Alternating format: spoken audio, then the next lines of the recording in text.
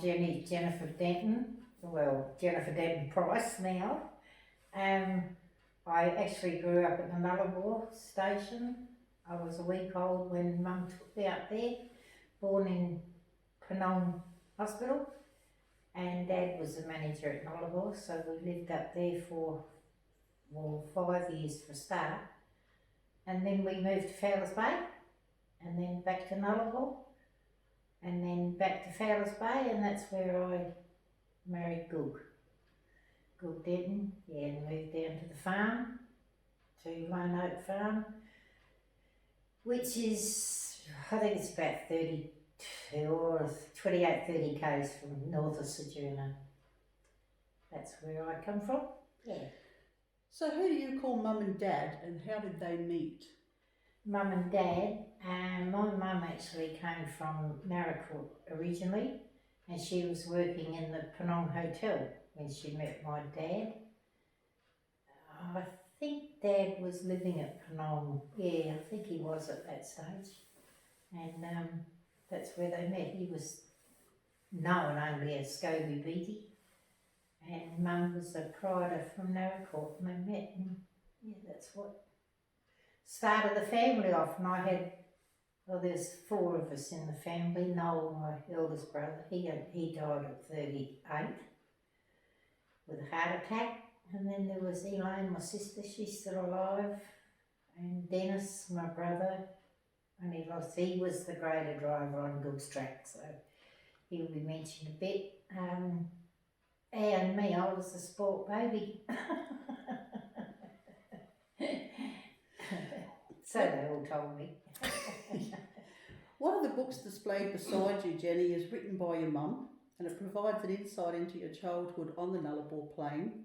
Tell us about the Nullarbor back when you were a kid, and what was your childhood like?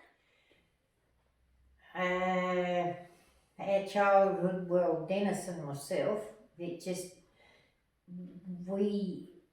had done correspondence schooling at Nullarbor.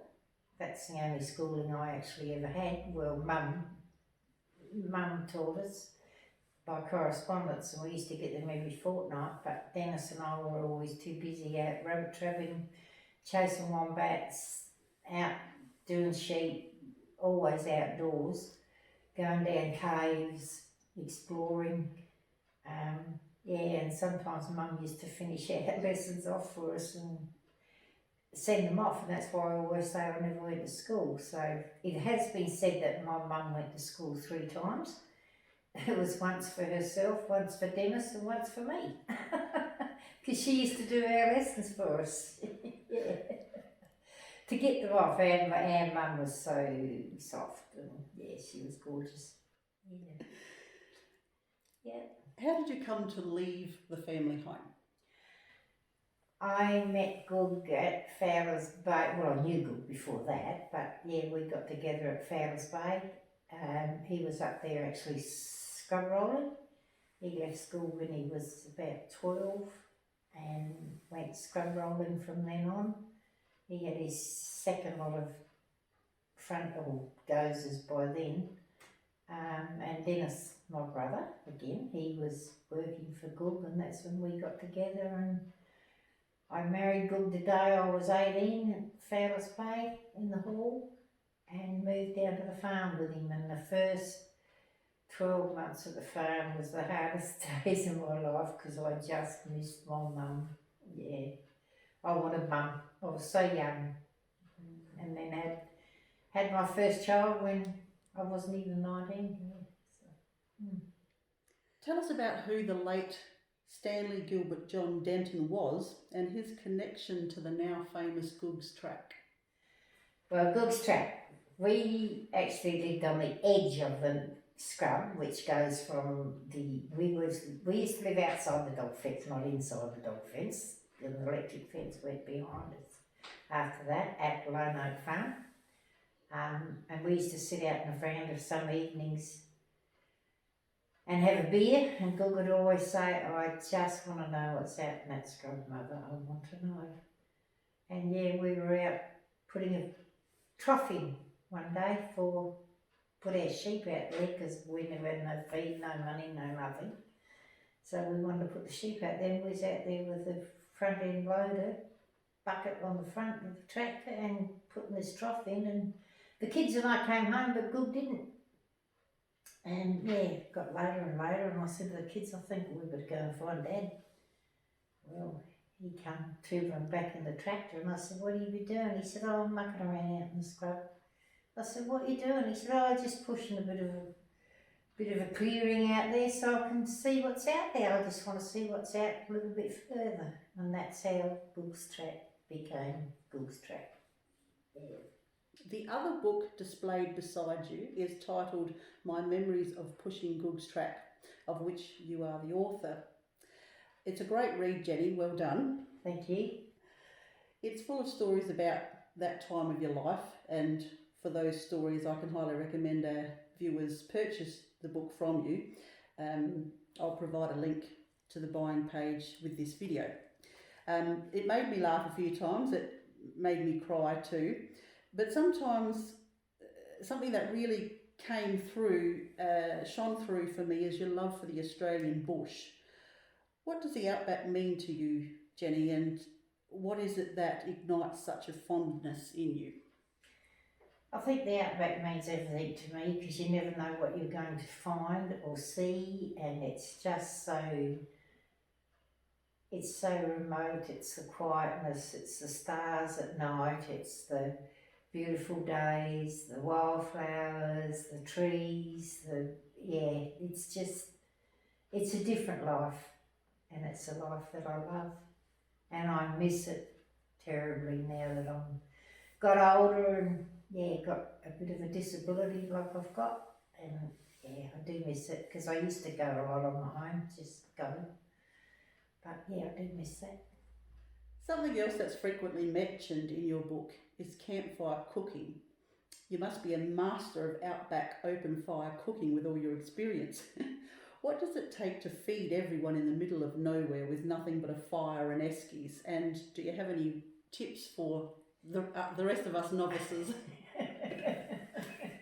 I don't know, I suppose it just comes to you. We used to have barbies, I suppose, and when we were pushing the track, my mum was great. She used to cook stews or something, always I used to cook a leg, and we used to call it mutton, because they weren't lamb, it was big legs of mutton, and cook one of them that come off the farm, and that would be our cold meals through the day. And at night, sometimes we'd have a stew, because camp ovens, they have the go. And as long as you've got a few, you don't need much, just if you've got a bit of tin stuff, throw it in, it all comes out okay. So I can tell you one little story about a camp oven cook.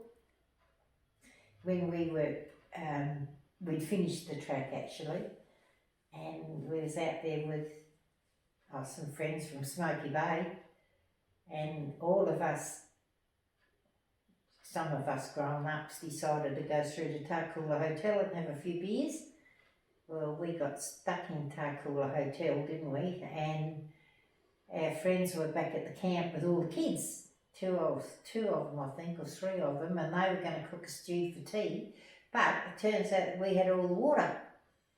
So they made the stew with Coke. The first time I've ever had a stew made with Coke.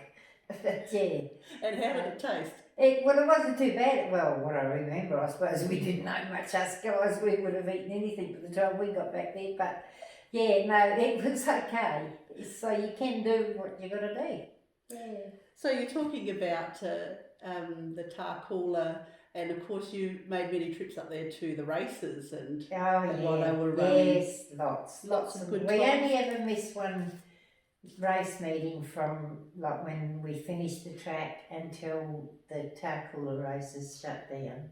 We only ever missed one, and there wasn't, or never just us. Like there'd be, sometimes there'd be 12 cars in a row, and locals.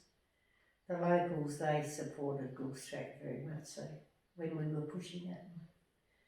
But who would have thought that Googs Track is what Googs Track is today? Like,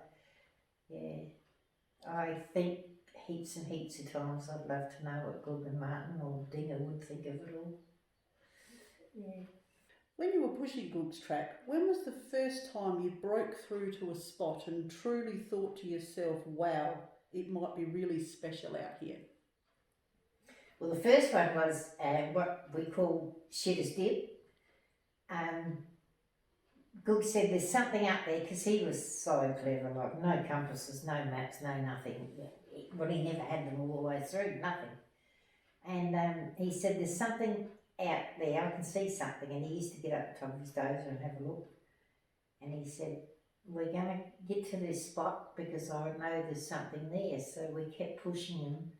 Anyway, we come across it. It was just a little plain with a few bushes on it. And he said, well, I'm so disappointed. What a bloody Shitter's Dip. And that's... And we have had many and many birthday parties out there, like just not far from home, and duck out there for a barbie. And there's still a grill plate out there at Shitter's Dip somewhere of Googs that we've never ever found. I don't, it's there somewhere, yeah. As much as the book focuses on the funny stories and the setbacks and achievements of pushing Googs Track, I can't help but think that even though you clearly loved it, it must have been very challenging for you, not only the farm during the week and also working so hard pushing the track on the weekends, but also with the 3 children and even doing it with a broken leg for over a year when you were run over by a tractor. How did you do it all, Jenny?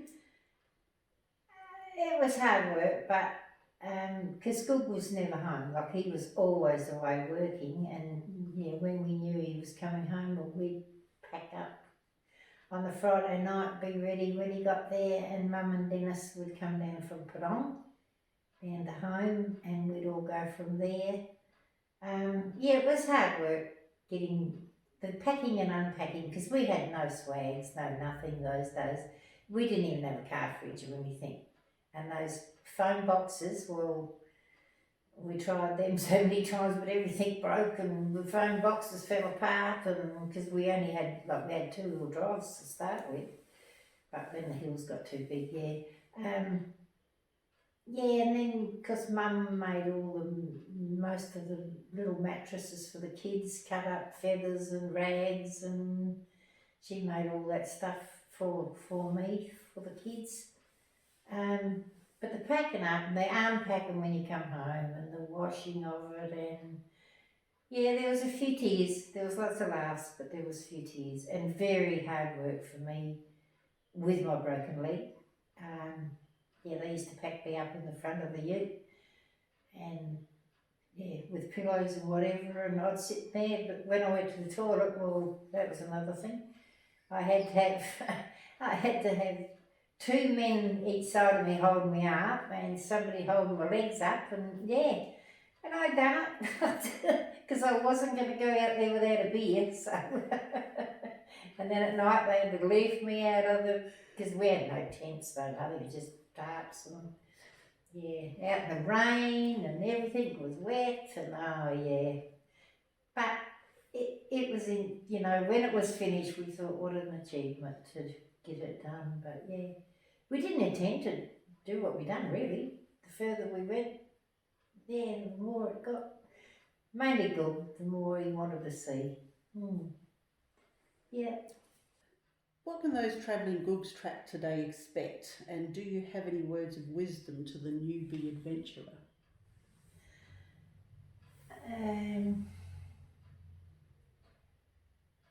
Well, I suppose they can expect the experience. They can sit and think about what it was for us to do it. It's like Googs Lake. Goog was the first white man to step foot on that. Well, he wouldn't let any of us down there until he did. So, and then we all flew out, of course. It was a big excitement to get to the lake. They can expect to see the memorials and just stop there, reminisce. And I always say, please have a beer with my men. There's getting more and more and more plaques on the memorials. I've got another one to put on now for my brother Dennis. And yeah, just expect, well, there's apparently there's a malleefowl's nest getting built out there on the track at the moment. That's the interest.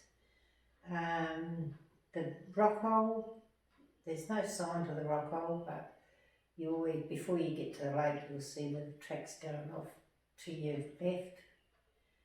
That's there. Yeah, the Sandhills, the flies. Yeah, just take it easy. Just take it easy. That's my advice. And please let your tyres down.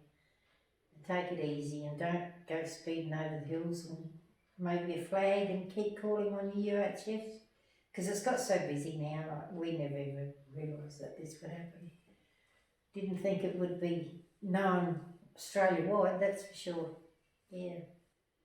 Worldwide even, I think, Jenny, actually. I think it's got worldwide, yeah. I have posted 2 books overseas that this year's been extremely busy with South Australian people because they can't go anywhere else.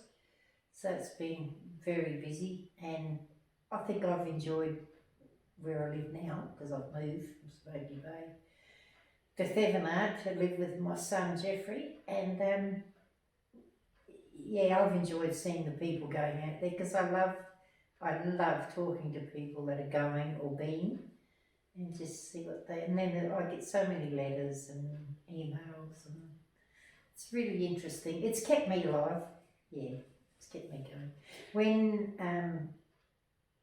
a Goog actually died Christmas morning, I woke up Christmas morning in 96, Christmas Day, and he died alongside of me, and then at my friend's place at Stirling North, there at Port Augusta actually.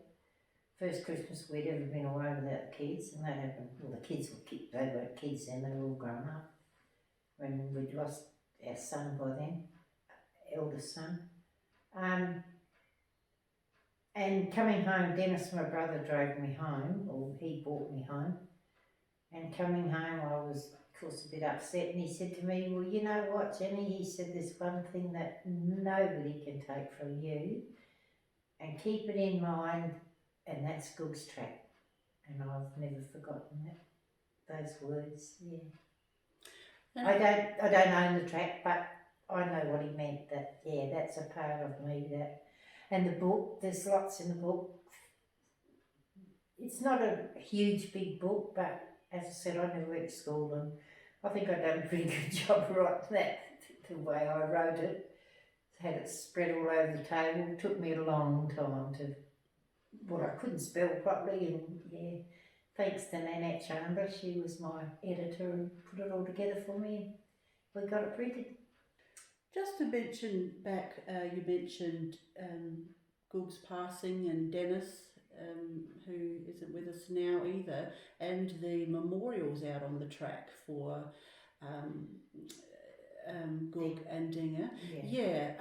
And Mum, I've got a plaque there for Mum as well now. Have you? Since the book, And so there'll be soon Goog, Dinger, Mum and Dennis. Yeah. Do you want to just talk people through, so when they get to that part of the track, they understand what they're looking at? Well, how the memorial started, Dinger, Martin was his name, but he was nothing known as Dinger. He was only ever known as Dinger, the same as Goog was Goog. He got killed just out here, just by the railway line when you're going out to Googs Track by Ceduna. And the locals, Jeffrey, our youngest son, was working in Ceduna Hotel at that stage. And when he finally went back to work after he got killed, the locals wanted to put a memorial, a lot of the local young lads wanted to put a memorial where he got killed. And Jeffrey said, there's no way in the world are you putting a memorial there. He said, if you want to put a memorial, he said, I'll talk to Mum and Debbie about it. That's my daughter, Debbie. And he said, I'll talk to them about it. He said, but I would like you to put one out where the shack was, where we had a shack. National Parks made us pull that down years and years and years ago. He said, I'd like one put there because Dinger's carved his name on the tree. So that's how the memorial started. There would have been 80 or 90 people out there for laying off his plaque on the same with Goog. So we went out and built the memorial and then got the plaque made, and that's how the memorial started.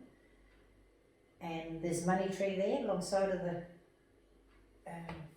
Dinger's Memorial, and that started by one of his mates. That night he pulled his Toyota in there and he climbed up on the roof and he put a 50-cent piece right up the top of this tree. And we said to him, "What's that all made of? What's that made of?" And he said, "Well, I'm putting 50 cents up there for a beer for him, but he can pay for the rest in bloody self. Because I think I've bought him a few over the years so he can buy his bloody own." So that's how the money tree started. And then we put Goog's Memorial up there, but just last year we had to redo them up because Googs was all cracking away. So we went out there, my good friends again from Port Augusta, the friends that where Goog died, and Dennis, my brother, and myself and a few others, we all went out there and we've joined them together now. Joined them all together, put a plaque there for Mum, because Mum never missed one trip either. There was, it was us 5, like my family of 5, and Dennis and Mum, we were there every trip, never missed one. Dennis was the greater driver out there for us. And Mum was there for the kids, and just to be there. She walked the track, I think, picking up sticks with the kids, and throwing them off the track. And I've got a big sign behind the memorials now. They're beautiful. They really look nice. So now I've got to raise enough money to put one there for Dennis, because they're not cheap, those brass plaques. The community has pulled together for you for all of them so far, though, haven't they, Jenny? Yes, we got around and sold cans of bottles. That's mainly how we've done it, but of course I'm not able to do that anymore. I've been talking to a few of my friends and a few people, and even the guy from the National Parks here, I've been talking to him about it, and I'll see how I go, but I'm thinking about, we've talked about it, thinking about maybe putting it on Goog's site, and just even if somebody would give me a couple of dollars each until we raise the money, because they are between $700 and $800 each, and we are doing it for the tourists that go out there, so they can read what's on the plaque and reminisce of a little bit what we do. Four very important people in the creation of the track. That's right. Not missing a trip, but even Dinger as a child did a lot of the driving. Oh yeah, that's where they all learnt to drive, Debbie and Dinger and Jeffrey. Learnt to drive and shoot out there. That's where they all learnt. Well, poor little Dinger, he couldn't even see over the steering wheels because we built 3 Land Rovers out of nothing. So we had 4 drives. And he used to go with, Mum used to go with him, and she'd say, "Come on, you can do it, Martin, you can do it, Martin." And he done it, over the hills and down the other side. And then I had Debbie, but Jeffrey was always wanting to be with Dad. But he couldn't be much because there was no cage on the tractors or anything, and it was a bit dangerous in the trees. Because of course it wasn't a track back then, even there was nothing. With Dinger going over, like not being able to see over the steering wheel, and yet taking on these fresh new Sandhills that aren't even a track really yet much. The sticks and and you'd be surprised at how many stones come out of some of those hills, or the flats mainly. And that's where I just said Mum probably walked the track, because they used to go and throw sticks off. And of course I was always driving the Land Rover, and even the year after I got my leg out of plaster, I still wasn't doing good on my pins, so but they walked the track, I think, Mum and the kids. That's how we know there's 30 363 Sandhills from where we started till we finished the track, because Mum counted them a few times. Yeah.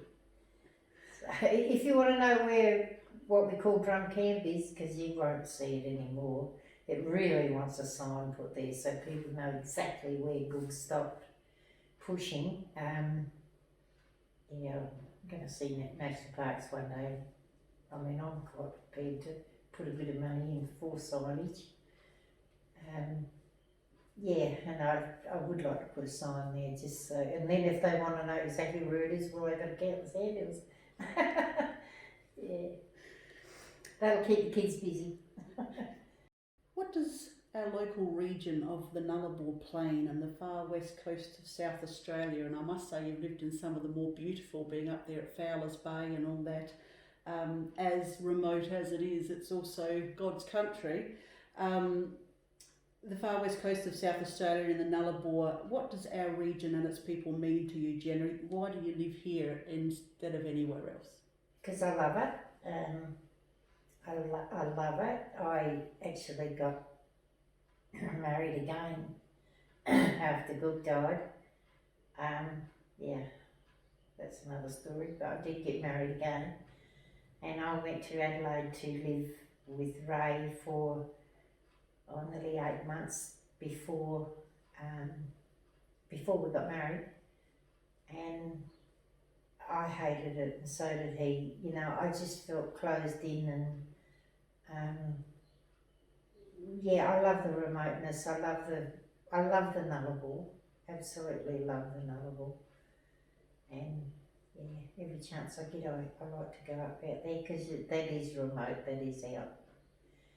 And yeah, and it just means everything living to me here. The family are here, yeah, everything, grandchildren. Yeah, I'm no good in big towns. I'm no good at all. I always said I would never, ever, ever live in Ceduna at all. But here I am, not in Ceduna, I'm out of Pedler, but yeah, here I am. Yeah, come to that age, I suppose, where I think, well, I did think, well, it's time I moved closer to doctors and that, not that I want them now, but yeah, and family. I live for my family and my grandchildren and my little great-grandchildren, yeah.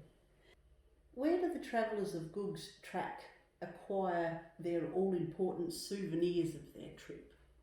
You can get them direct from me. There is a site that you can go to, which is www.googstrack.com. You can go there and get them through PayPal, or you can get them direct from me. You've only got to send a message through on the Googs site on Facebook, and I do a direct debit, and I post them immediately. And you can also get them from Ceduna Tourist Centre, Nullarbor Whale Station. They have my books and my mum's book, and that's about it. Yeah, I did have them at Port Lincoln and everywhere, but I'd just as rather do it myself and sign them and send them off. And I have got stubby holders, which are really, really popular. The Googs Track stubby holders, well, I run right out at the moment. That's how popular they are. And I said to Shanna, I didn't even keep one for myself. So I probably got one somewhere, but I'm still unpacking from moving from Smoky Bay to Thevenard, so there could be one in a box somewhere. And yeah, I asked Jeffrey, did he have one? No, he hasn't got one, so I think we'd better keep a couple. I have got more ordered, and I'm prepared to post them out. Well, I do post a lot out now anyway that people put on the site, or as I said, through direct debit. But yeah, they're available at the tourist centre as well, when I've got them. And Mum's book, that will be there as well. Yeah, my mum wasn't young when she wrote that little book, and she's put a lot of stuff in there, how she done it hard at Nullarbor, making food out of nothing. And yeah, same as I did, I suppose, when I first moved to Oak. It was a bit hard, but Yeah, you can get the souvenirs directly from me, probably is the easiest and best spot. I'll have to read Mum's book, Our Life on the Nullarbor. I haven't read that yet, but boy, there'll be some stories in there. If anything like what you allude to at the start of Googs Track on your early life, it'll be a great read, that's for sure. You've certainly it's been only a little book, it's only a tiny little book, but I wanted Mum to put more in there. When she wrote it, but she said, no, that's all I want to do, and that's all she done, and it's been really popular. I can't tell you how many times we've got it reprinted. It's written in somewhere. Well, the first time was 93, and it's been reprinted 1, 2, 3, 4, 5, 6, 7, 8. And this will be the 9th one coming, which I've got 500. Should be here tomorrow or the next day, so yeah, I have plenty of them. And we've got the spot there that alludes to where a stubby holder should be. Yes, we'll that's just have right. to pretend that's there, but they're super popular, so they're on their way. But what else have you got there, Jenny?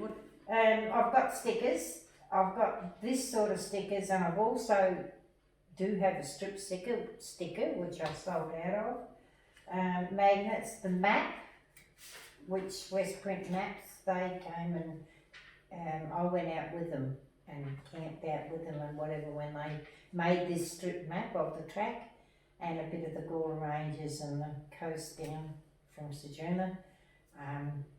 Yeah, I went out with them and told them where the spots were, and we had a good old chat. And came back around the dog fence, and yeah, that's how we made the map. And I have got them as well. I don't know whether the tourist centre's got any of these left, but I get these direct from Westprint maps, so yeah. I don't know whether the tourist centre has got them or not. I think you can get these online anyway. Pretty sure you can. That'd be a really handy thing to have along with you on the trip. Yes, that's right. That's why I've got them, because a lot of people ask for them, for the map, yeah. And as they say, it's not, it's hands-on map, yeah, it's one on map, so that's why they're interested. I think it'd be absolutely wonderful to have the map and the book, and you're reading along as you're experiencing the spots. And when we done our book, I had a book launch in Denton for this, and I was blown away. I was so nervous. There was over 200 people at that book launch, which I didn't, and we had them from every state, bar Queensland and Tasmania, that rocked up that I didn't know were coming. Yeah, it was unbelievable. And how popular this is, I had 3,000 copies to start with, and I've sold them, and I've just got another 500 printed. Yeah, so.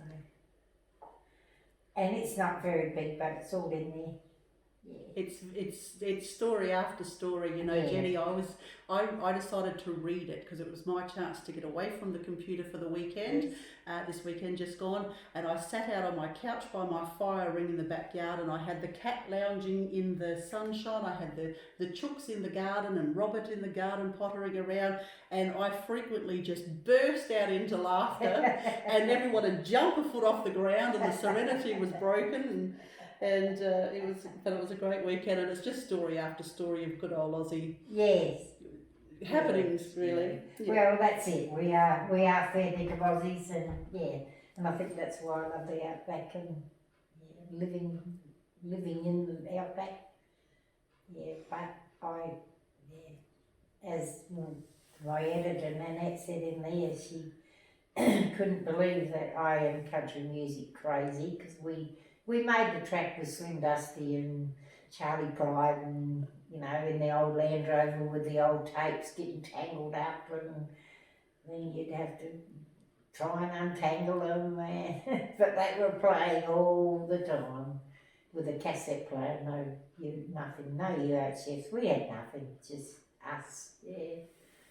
rattling around in the Land Rovers. And Nanette, she put in there, she said that, you know, she couldn't believe how I all of a sudden got up and went to Melbourne and travelled everywhere to see Dwight Yoakam and Alan Jackson and yeah, whoever I wanted to go and see. I just up and went and it was awesome. Loved it. This outback girl in the big city. Yeah.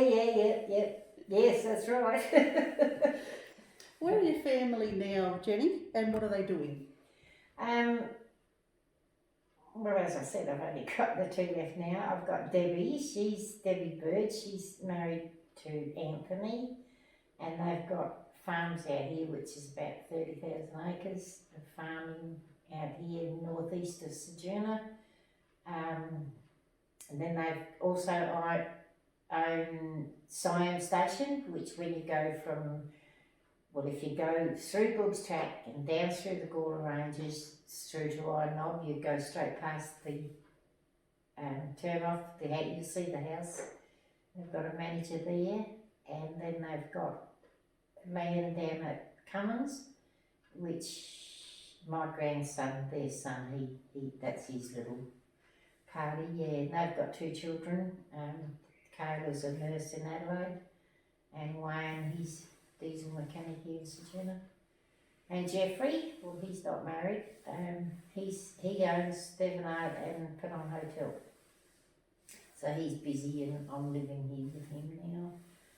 But yeah, I've got the grandkids. They're always around and come around. And Dinger's also got a daughter.